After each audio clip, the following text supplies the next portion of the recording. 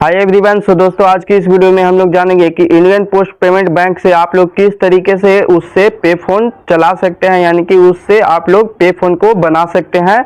तो चलिए मैं आप लोगों को सीधा यहाँ पे स्क्रीन रिकॉर्डिंग स्टार्ट कर देता हूँ, जिससे कि आप लोगों को बहुत ही ज़्यादा हेल्प मिलेगा। तो क्या होता है ना कि इंडियन पोस्ट पेमेंट बैंक से आप लोग डायरेक्टली यानी कि उससे डायरेक्ट आप लोग पे फोन का अकाउंट नहीं बना सकते हैं। तो इसको बनाने के लिए क्या होता है कि इंडियन पोस्ट पेमेंट बैंक से हमें एक डेबिट कार्ड मंगवाना होता है, जिसके जरिए ही हम लोग क्या करेंगे कि उसी के जरिए ही हम लोग पे फोन बनाने जाएंगे। यानी कि जैसे ही हम लोग पे फोन बनाने के लिए वहाँ पे बैंक को भी ऐड कर लेते हैं, और उसके बाद जैसे ही हम लोग सेट पिन पे क्लिक करते हैं तो वहाँ पे हमसे एक डेबिट कार्ड हो या फिर एटीएम कार्ड हो, इस तरीके का हमसे कार्ड मांगा जाता है। तो चूंकि हम लोग इंडियन पोस्ट पेमेंट बैंक से ही बनाएंगे, तो इसके लिए हम लोग यहाँ से एक डेबिट कार्ड को यानी कि ऑनलाइन करेंगे। तो इसी तरीके से ही उसके बाद से ही हम लोग क्या करेंगे कि उसके बाद हमारा जो पे फोन का अकाउंट है वह बनकर तैयार हो जाएगा। तो चलिए मैं आप लोगों को एक तरीका बताने वाला हूं, जिससे कि आप लोग भी अपने घर बैठे ही मंगा सकते हैं, किस तरीके से इंडियन पोस्ट पेमेंट बैंक का डेबिट कार्ड मंगा सकते हैं।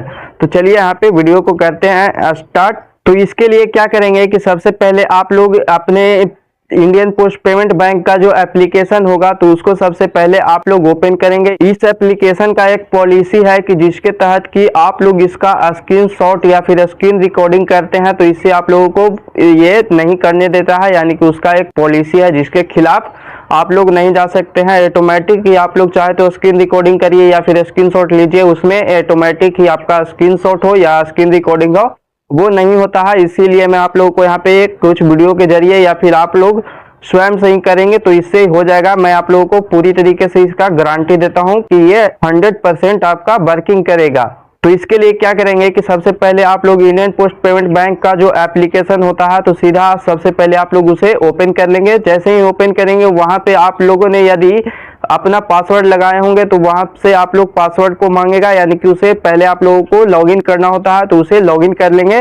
उसके बाद में ऊपर में आप लोगों का नाम होता है और नीचे में यहाँ पे ऊपर में ही उसके जस्ट नीचे में ही वहां पे एक्स करके यानी कि क्रॉस करके वहां पे आपका पेमेंट रहता है, यानी कि उस बैंक में आपके पास में जितना भी पैसा होगा अवेलेबल वो वहां पे दिखाता है। और बगल में आप लोगों को एक आई का ऑप्शन दिखा हुआ रहता है, यदि आप लोग उस पर क्लिक करेंगे तो आपका पेमेंट जितना भी होगा उस बैंक में एक्टिव, यानी कि उस समय वो सारा पैसा आप लोगों को वहीं पे ही दिखा देगा।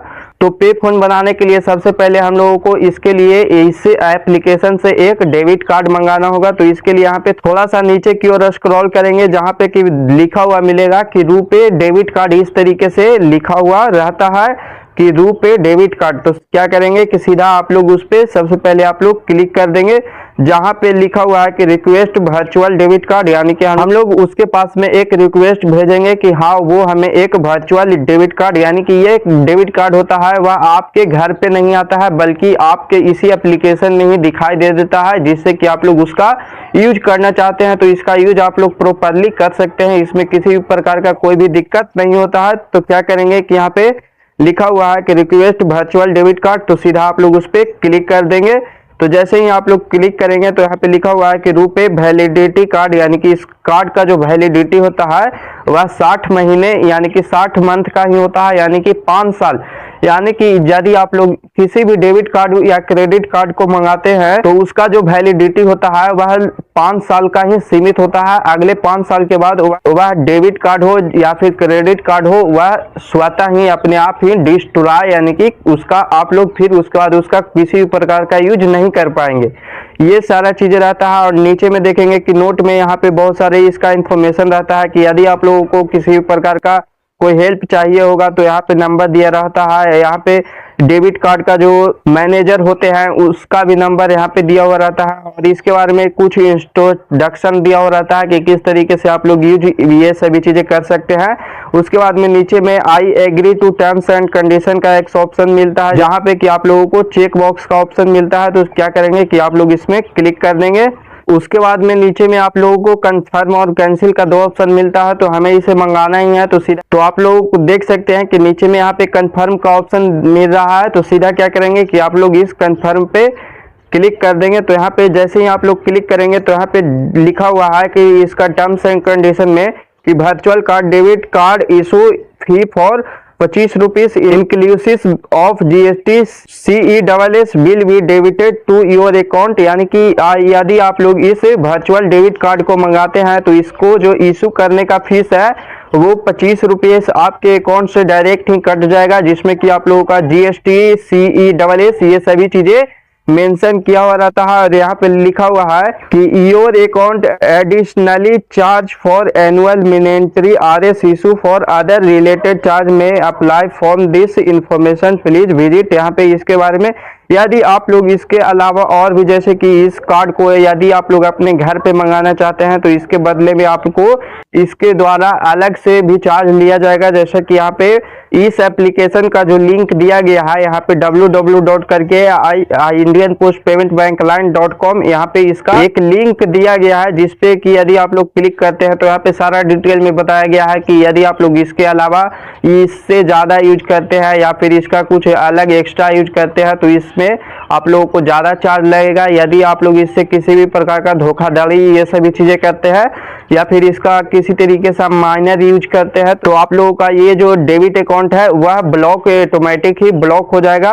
तो हमें इस सभी चीजों में ज्यादा नहीं पड़ना है, क्योंकि हम लोग इसका यूज है वह सिंपल करेंगे क्या चीज कि पे फोन को बनाने के लिए। तो यहाँ तो आप लोग देख सकते हैं कि नीचे में यहाँ पे दो ऑप्शन देखने के लिए मिलता है, जिसमें पहला है कैंसिल और दूसरा है कंटिन्यू।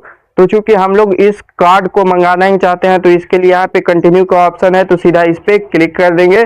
तो आप लोग यहाँ पे थोड़ा सा वेट करेंगे और इसके बाद में आप लोग इंडियन पोस्ट पेमेंट बैंक में जो भी नंबर दिए होंगे उस पे एक OTP जाएगा। तो क्या करेंगे कि सीधा आप लोग उस OTP को यहाँ पे डाल देंगे। उसके बाद में जैसे ही आप लोग डालेंगे तो यहाँ पे देख सकते हैं कि virtual debit card generated successfully इस तरीके से, और इसका डेट और टाइमिंग भी आप लोगों के सामने दिखाई दिया हुआ रहता है।